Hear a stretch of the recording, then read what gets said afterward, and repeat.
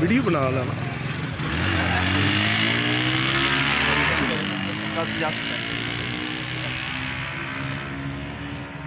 अजनबी तुम अपने हरा लगो।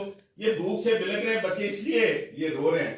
तुमने फरूक है जाके गुलाम को कहा बैतुल माल खुलवा के कि ये मेरे कमरे करता हूं जो मैं पिछले 20-25 साल से मैंने इस मैदान के अंदर मैंने एज ए डॉक्टर मेरा हॉस्पिटल है, मैं ऑपरेशन भी करता हूँ, मरीज देखता हूँ। उसने कहा कि तुमने अजनबी सुना नहीं कि अमीरुल मोमिनीन ने ये ऐलान किया है कि जो बच्चा दूध छोड़ देगा माँ का उसका वजीफा लगा अगले दिन के साथ शैतान की ताकत होती है।